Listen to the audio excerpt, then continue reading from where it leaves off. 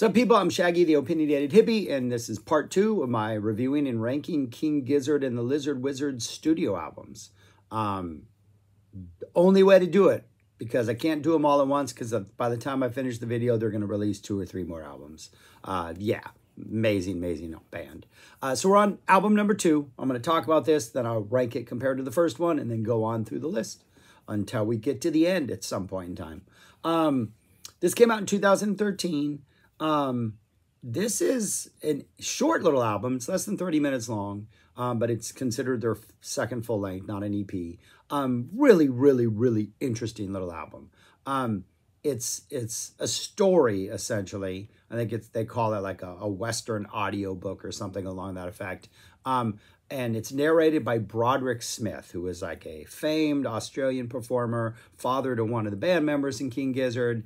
He also did the narration on the first album for that awesome song that somehow I did not make that connection.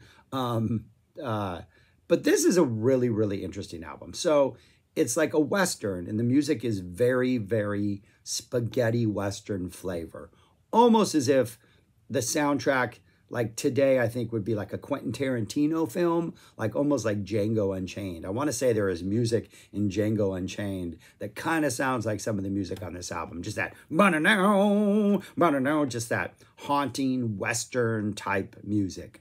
And every song has narration. It's a story that's being told by Broderick. Takes place in the United States, back around the Civil War, pre-Civil War, through the Civil War. The title, Eyes Like the Sky, of the album is the main character in the story.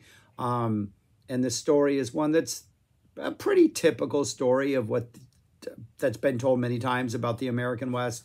About a white child, a settler who is his village or his colony or wherever it is he's living is attacked by Apache. The Apache take him, they raise him. He becomes, they call him Eyes Like the Sky because he's got, blue eyes. Eventually, so the Apache kill his family, raise him, and then later on, the white man kills his Apache family. He exacts revenge on it's violent. It's not like an easy, I mean, it's pretty intense.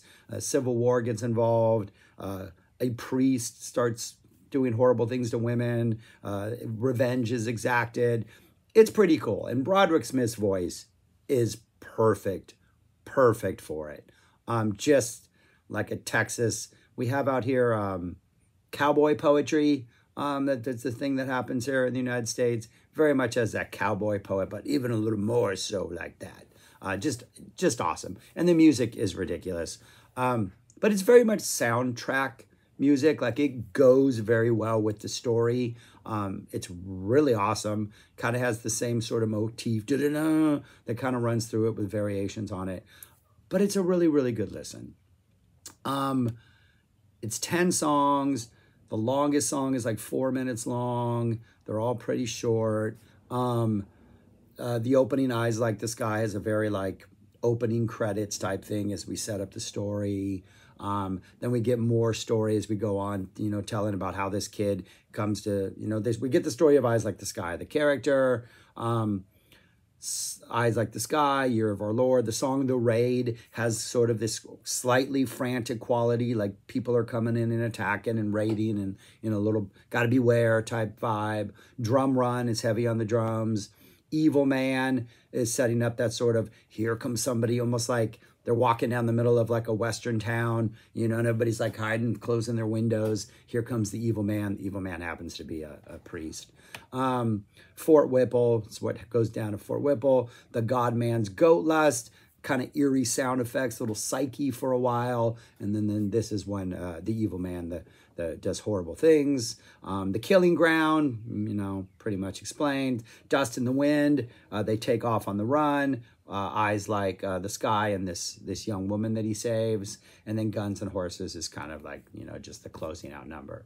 Really quick, easy, fun, engaging listen. Like, that's pretty much what there is to it. Spaghetti Western music with a psych edge, with some really just good attention to this kind to detail with this kind of music. very much sets up visual images in your head, very much, if you're familiar with spaghetti westerns, very much sets up that vibe. And the narration is perfect. The storytelling's perfect. It's a really neat, fun little listen. And yeah, and that's it. Not much more to say about this second album. That's what it is. So we've had 2 albums so far. Where would I rank this one after the other one? I'm putting it first after above 12 Bar Brews, only because I know pretty much what's coming on later in the King Gizzard catalog.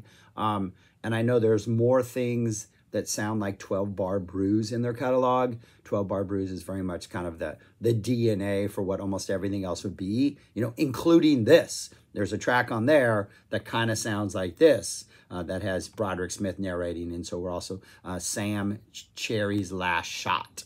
So we're already kind of leaning into that already, is that, hey, we did this in the first one, now we're going more and down that rabbit hole. But it's a good listen. It's a fun listen. And we would get some more, we're going to get more narration later in the King Gizzard and the Lizard Wizard catalog. But this is a vibe. This is special. This is a really, really cool, neat listen. Only 30 minutes long, easy to digest. Yeah. But yeah, that's it. That's all I got for this. I love this album. It's really enjoyable. King Gizzard are amazing. 2 albums in, they're already doing completely weird, inventive, awesome stuff that other bands don't do. Yeah, King Gizzard for the win. That's all I got. Go listen to King Gizzard. Thanks for watching. Subscribe, like, share, comment, do all those things people tell you to do. And that's it. Go listen to music. Go enjoy good music. Peace. Talk to you later.